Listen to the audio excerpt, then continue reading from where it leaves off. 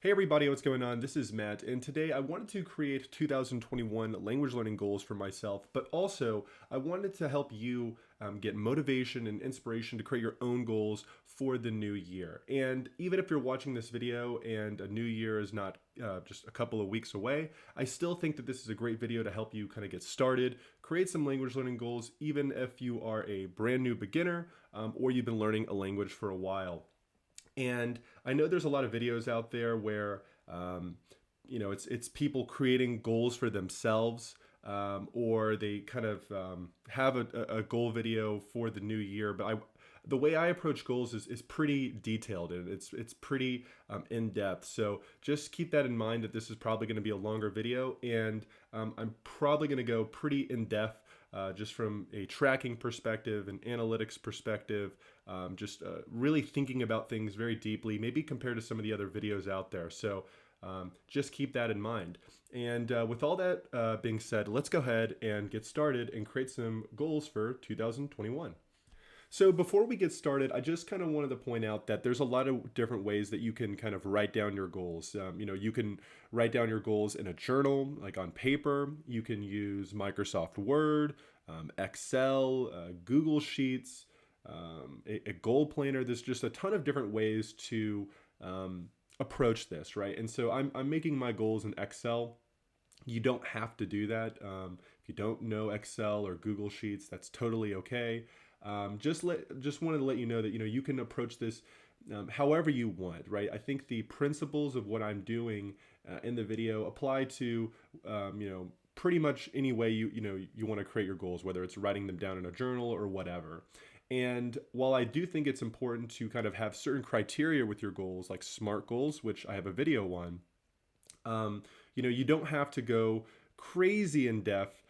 You just need to have goals that work for you. So I do think that for some people, maybe they're just starting out or they don't want to be burdened by a ton of tracking, or a ton of nuances in their goals. And that's okay, right? So I think that it's important to just make goals that make sense for you, right? Don't feel obligated to create more goals than you need or to create more tracking than you need. Just do what works best for you, and you can always create more or adjust accordingly. So I'm probably going to have a lot of tracking in my goals, and so I think that could be kind of intimidating for some people, or maybe the goals that I have are a little bit intimidating. Don't feel that way. Just kind of remember to take the principles in this video and apply it for yourself, right? Whether it's you're going to write it down in a journal, or you're going to kind of scale it back to have a little bit less tracking, a little bit less goals, or something more specific for your needs. So I really wanted to just clarify that before starting. Ultimately, your goals really should serve you. So it's very easy sometimes to create goals or to do tracking that kind of just consumes you a little bit, right? It's just this kind of big task that requires a lot of maintenance. And ultimately, your goals should help you along your journey, right? To get better at the language that you're learning or whatever you're setting out to achieve. So I think it's very important as you create goals, as you think about doing things, make sure that it makes sense in terms of it not being too burdensome for you, and that it's actually useful, whether or not it's the actual goal itself or how you're going to track it, etc. And these are going to be my goals for Russian in 2021. Um, it's probably subject to change just a little bit here and there, but just for the sake of this video, it's going to be the final version. But for myself, it might change just a little bit. But I just wanted to just kind of point that out. And so finally, with all that stuff wrapped up, let's actually go ahead and get started with the annual goal part of the process.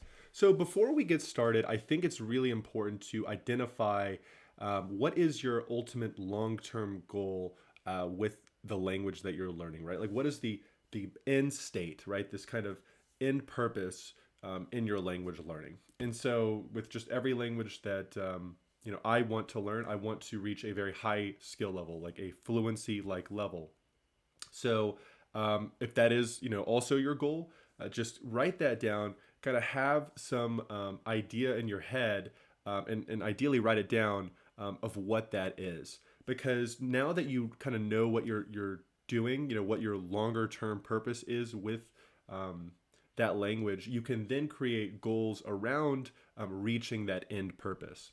And I think that a good longer term time frame to work with is an annual time period. So I think it makes a lot of sense to have annual goals, right? Because to reach that end state purpose, it might take longer than a year, but a year is a really good period of time where it's long enough where you can make a lot of progress, but it's not too long where there's some degree of certainty of you being able to achieve it and to track it, just given the kind of things that happen in life. So I think that the first step, right, is to identify your purpose, right? What is your longer term goal with the language, whether it's just some basic functionality in the language, fluency, and then make sure to define what that means, right? Maybe it means that you can understand pretty much everything in a Netflix series. You can read with ease, you can speak with ease, and then we're going to create annual goals around that purpose. So for me, like really just with any language that I want to learn, I want to reach a very high skill level or a fluency like level. So that's kind of my basis for my annual goals starting out. So as you can see here, I've created some annual goals for Russian for 2021. And I think it's really important as you create annual goals or any goals is to really kind of try to follow a SMART goals criteria, which I have a video on. I'll link it in the description, but really that means to having goals that are specific, measurable, achievable, relevant, and time bound. So I think that when you're creating these goals, inevitably, especially with language learning, you're going to have goals that kind of meet some of these criteria, and some of these and some of your goals are going to be really hard to either measure or know if you've actually achieved them. So, for example, like kind of my overall like kind of main goal is reaching an intermediate level in Russian. Well, it's like, well, how do you know that you've reached an intermediate level? It's kind of like this feeling. It's really hard to measure that, but I'm okay with it being a kind of more emotional feeling based goal. But I'm going to have a bunch of other goals kind of around that goal that kind of help to bring some measurability to that intermediate level. So, there are going to be points where some of the goals that you have are going to be difficult to measure, difficult to know, if they've been achieved or not. And that's okay. Just be aware of that, but try to fit in other things that kind of help to fill in the gaps with some of those goals that maybe are really hard to measure or whatever. So as I said, reaching an intermediate level in Russian is one of the goals. The second, learn the Russian alphabet and be comfortable with it. Obviously, that's important, and I think that in some cases people kind of neglect learning the alphabet. But to me, that really is important because I want to start reading in Russian, and the sooner that gets down, that gets finished and done, the better, right? So when we think about once again the intermediate level in Russian, right? All these kind of goals below that are kind of trying to help add some measurability to that, right? So obviously, if you know the Russian alphabet, you are getting kind of closer to that intermediate level. Another goal, right? This is kind of adding some measurability. 365 hours of Russian study this year. So basically, the way that I do a lot of my hours is I break it out into a weekly basis. But if you think about it, it means just learning Russian an hour a day or 7 hours a week. And sometimes it's difficult to get an hour in every single day. But if you kind of set a kind of more weekly goal, like 7 hours a week, you can make up for it on the weekend or in other days when life gets busy. So it all really equals the same in the end of the day. There's kind of this end hour total that I want to achieve, this 365 hours. And then that really means about 7 hours a week and 1 hour a day. And obviously, I can go over this. A lot of times I go over this benchmark. But it's just some sort of basis to kind of ensure that I'm making constant progress. And as I kind of cross-reference that with the FSI hour total and things like that, somewhere around 400-ish hours seems to probably equal somewhere around an intermediate level in Russian. I could be wrong about that, right? But I'm trying, as you can see, to add some measurability to my goals, right, with these hour totals, and it's something that I can then approach with my tracking later on, and it just kind of ensures that I'm making steady progress along the way. So that's kind of a really good goal to have. If you're going to have a goal for next year, definitely try to set something like a time related goal. Like you're going to study 5 hours a week, 7 hours a week, 20 hours, 3 hours, whatever it is. I think having kind of an hour based goal is really important. So if you can, try to have something like that as your goal, because as one of your goals, because that measurability and accountability aspect, I think it's a very powerful goal when you're creating language learning goals. So the next goal is an overview of Russian grammar. And like I said, as you look at these goals, they all kind of contribute to that intermediate level. Even if it's just a guess, even if it's not perfect, it's trying to add some detail to what that is. So a rough overview of Russian grammar. To me, that really just means trying to read over all of the concepts of Russian grammar just once over. And with like any language, it would be like going over the conjugations, the tenses, or whatever it is. Now, Russian grammar is a behemoth. I don't expect to know everything. I feel like a lot of people that learn Russian for years still don't really understand the grammar. But the idea is just to kind of go through a grammar book or a lot of the main grammar ideas and just try to at least be exposed to it once, right? Obviously, after that, keep going over it and stuff. But I just kind of want to do a once over of the grammar just to kind of help to give some understanding, some awareness of it going forward.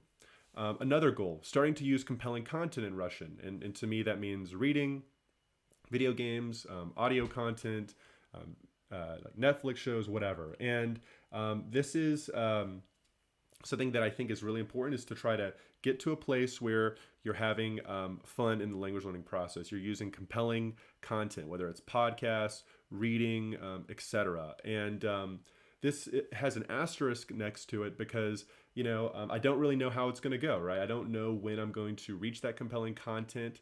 I'm going to have a target below, but it's basically just kind of aiming for an idea of, okay, I want to start using, reading, audio content, whatever it is, in my Russian at some point this year, or that's going to be something I'm going to try really hard to do.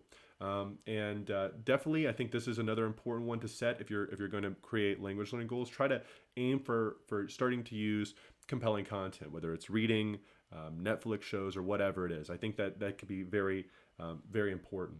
So next up, we have an SRS flashcard vocabulary goal, and this is probably going to change. Right now, I just have kind of a placeholder of 10 words daily.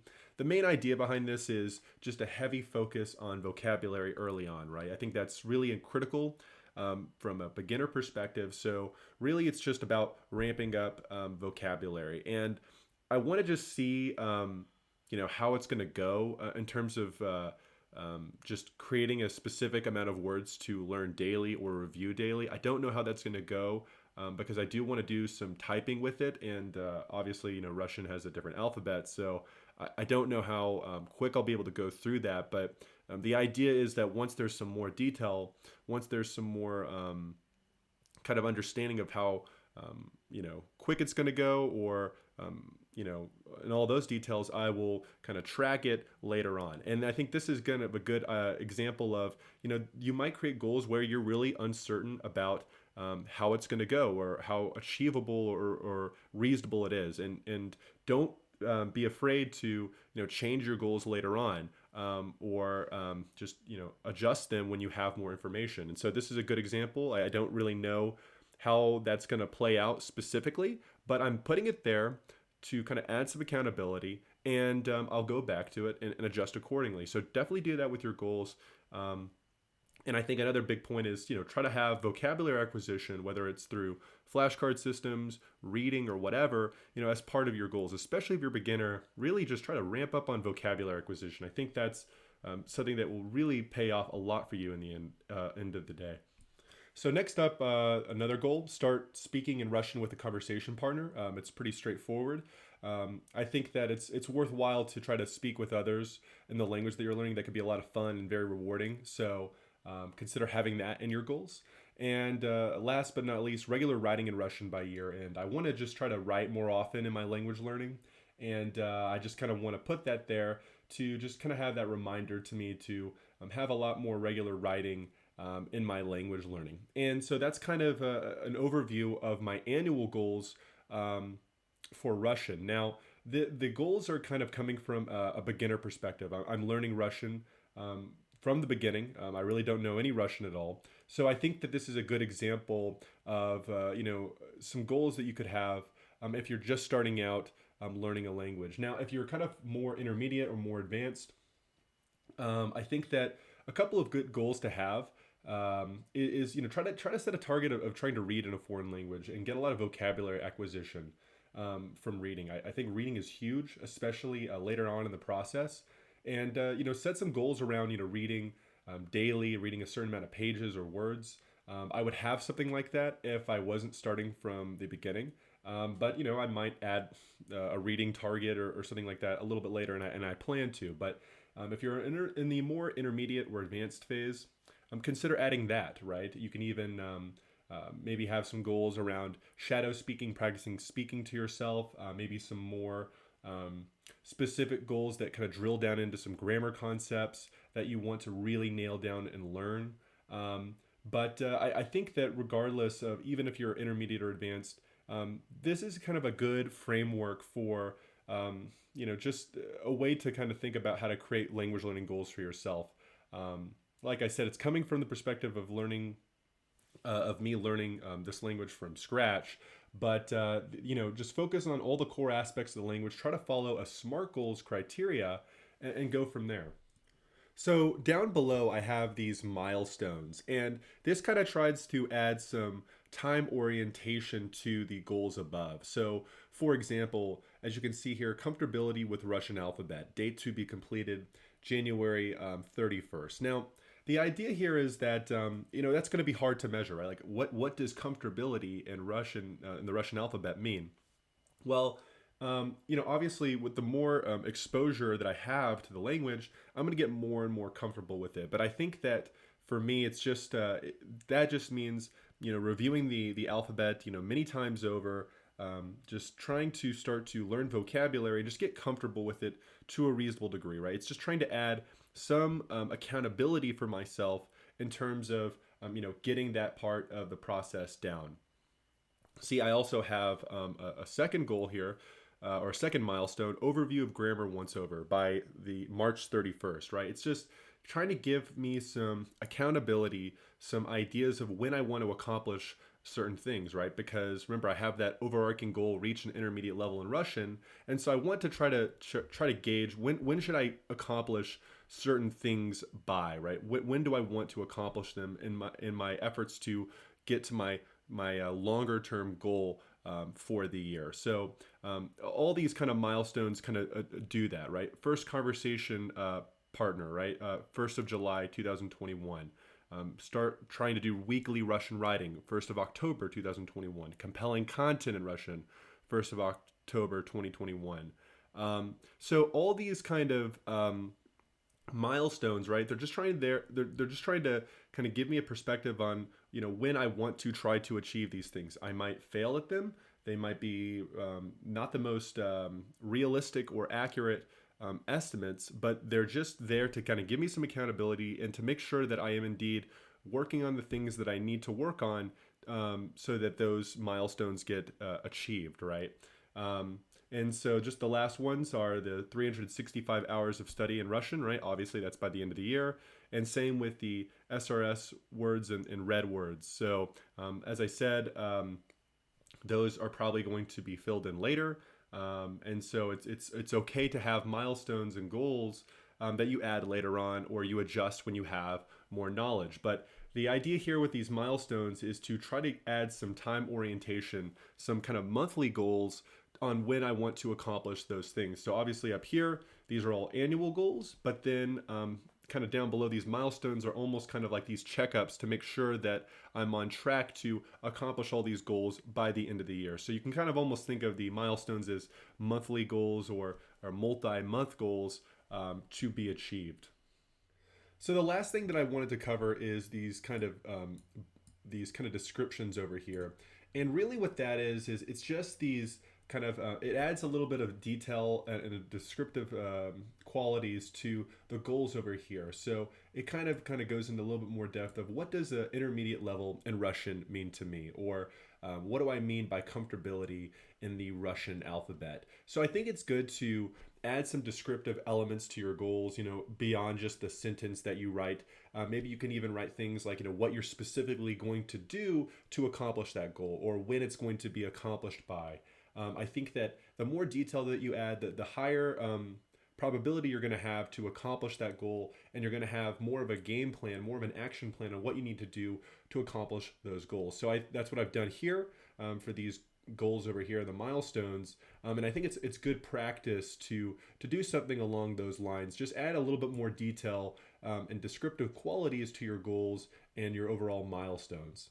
And so next up, I wanted to talk about tracking. And I think it's really good to review your goals throughout the year, right? Don't just write them down once and then never look at them ever again. I think it's good to always be checking up on your goals every week, every month, ever so often, just to make sure that they still make sense and that, you indeed are making progress. And when you're tracking, your goals, or you're tracking at least the measurable aspects of the goals that you've set, it adds this accountability and makes sure that you're kind of constantly making progress in your language learning. And, it adds a little bit more weight to these goals versus just writing them down once and then hoping they get accomplished, right? So I'm going to talk about the tracking aspect of things, but the main point here is to not just leave your goals in a drawer somewhere, but to make them kind of an active part of your language learning, where you're checking them and you're tracking them and you're making sure that you are kind of on track to accomplish all of them by the end of the year. So here is one of my trackers for my goals, and it's a weekly tracker. Now, I think the first thing to point out is do not get intimidated by this. You don't have to have something so detailed as this. It's totally okay. But it's just an example of something that you can do with tracking, right? You can do less, you can do more. This is just to kind of give you a perspective on, some ways that you can track your goals, right? You don't have to use Excel. You can, write them down in a notebook, or use really a bunch of other methods. But the idea here is that I'm going to track my language learning progress. And I think that weekly tracking is kind of something that's pretty good, and probably the best time measurement to use, because the reality is with daily measuring of goals, life gets busy, right? There's, something comes up on a specific day, and you didn't meet your target. But, with the week, it's long enough where, it kind of smooths out some of the volatility of individual days. And it's a nice form of measurement that's not too long, but it's a good amount of time to make sure that you're still on track with your goals. And so here I've kind of broken down a couple of things that I wanted to track. So here I just have this SRS words learned. So I just want to kind of keep track of how many words I've learned throughout each week on a app like Memrise or Anki. And then vocabulary time. So this is just the amount of hours that I have spent learning vocabulary.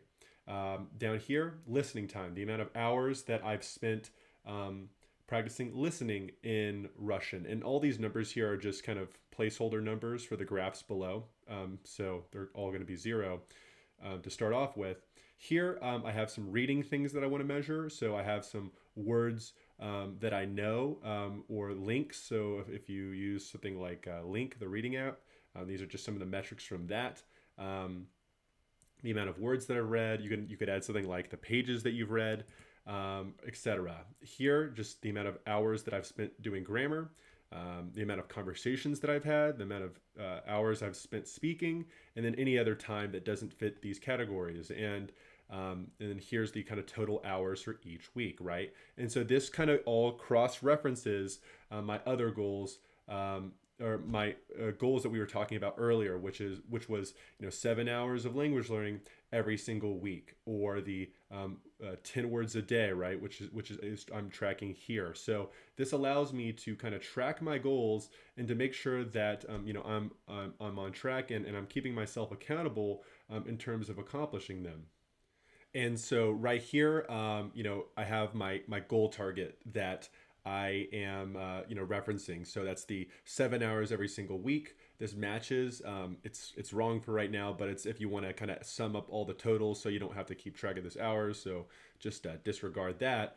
But this is just, I think, a good way to keep track of the hours that you've spent learning a language. And I think some people, um, they want to know how long is it going to take before I get fluent. Well, if you keep track of your hours, you can cross reference that with the FSI and things like that. So that's why I think tracking your hours can be really useful. You'll thank yourself a lot later on, and it's just good to see your overall progress over time. So these are some graphs that I've made, and this will kind of show you, and maybe even give you some inspiration on some things that you can do, right? So this black area here is just the what I need to accomplish by the end of the year, right? This is the goal of 7 hours every single week. And then the yellow line is my current progress. So I can see kind of visually, hey, I'm above target, I'm below target, etc. Or I can see it on just kind of a week by week basis, right? See how many times I was over my target or below my target. Is it trending downward below it? Am I getting off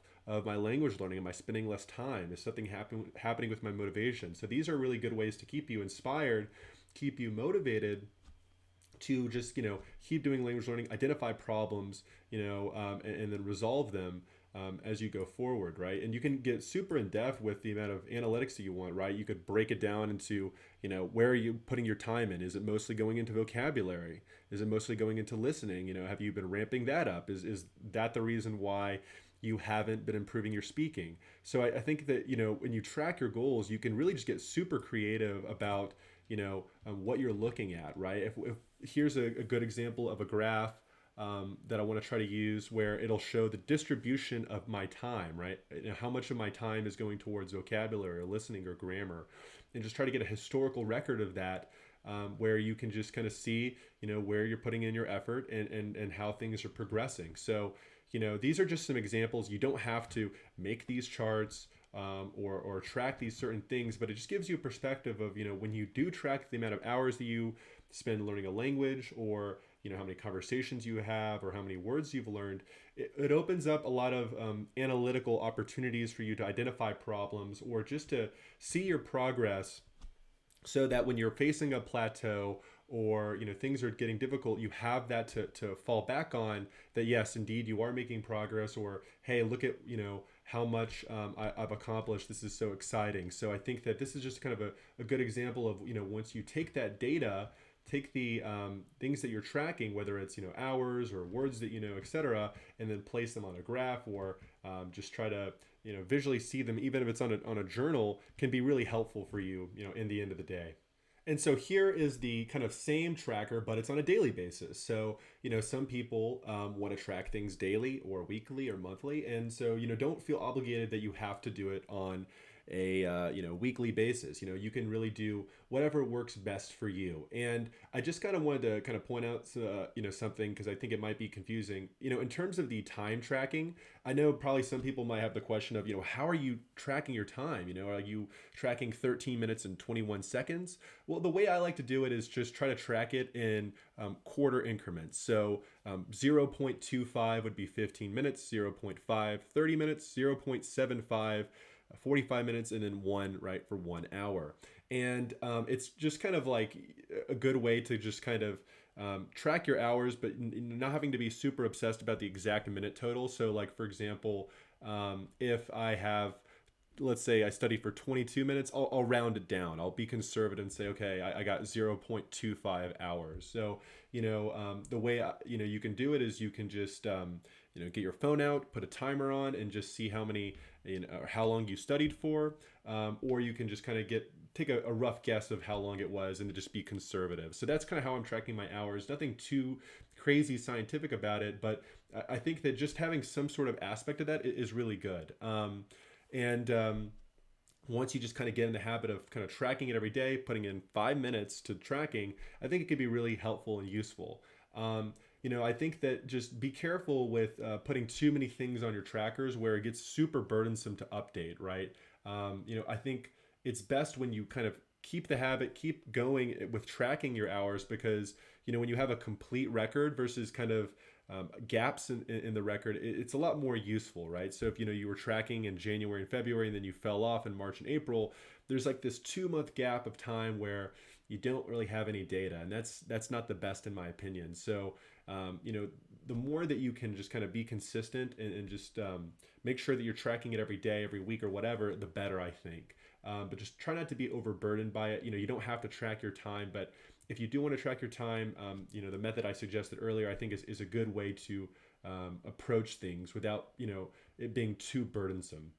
And so once again, here is the same tracker, but on a monthly basis. So like I said, there's a ton of variations on how you can track your goals and your progress. You don't have to use what I'm doing here. Come up with your own methods or ways that suit suit you. Just you don't have to follow all these verbatim. It's just giving you some ideas, giving you some inspiration on how you can track things, or how to think about things, right? This might be a lot easier to maintain than tracking it on a daily basis or a weekly basis. So it's just there to give you some ideas, like I said, on how to do it. But I do think it is important, whether or not you go with a daily basis, weekly basis, both of them, or monthly, or whatever, to track your goals, track your progress. I think it adds a level of accountability, and it helps you, especially in those difficult times, to stay motivated and to reassure yourself that you indeed are making progress. So I think that's very important to have in those difficult times. And here is something else that I want to go over. It's a little bit sparse compared to some of the other tabs, but you can track a bunch of different things. So for example, let's say that you want to go over all of the major aspects of grammar in a language. Maybe you want to go over the preterite and the imperfect in Spanish, and then the present tense, and then the subjunctive, or whatever it is. You can kind of make some rows and then just say, okay, on the fifth week I'm going to go over the present tense, and then in the sixth week I'm going to go over the preterite, and then the seventh the imperfect. So here you can just it can be just as simple as a check or an X mark, in terms of whether or not you have gone over each of the grammar tenses in the language that you're learning. So like I said, you don't have to have these really detailed trackers. It could be just something as so simple as a check mark or an X mark, or something really simple like this, where it's just fill out a couple of numbers here and there, and then you're done. So like I said, there's tons of variations on how you can track things, but just try to track some of your goals, at least the measurable aspects. I think it really is helpful in the end of the day, and it can be something as simple as what you see here. And that's it, everybody. So, it doesn't necessarily take that long to create language learning goals. And I think that just putting in a little bit of time into creating some goals and tracking those goals can be very helpful and very useful to you, as you go about learning a language, whether or not you're a beginner, intermediate, or advanced. So definitely just consider putting in that time, and you'll thank yourself later when you have your goals and you have your tracking, and it's really helping you in your language learning process. And so that's what I had to say. Let me know what you think, and I'll see you in the next video. Take care.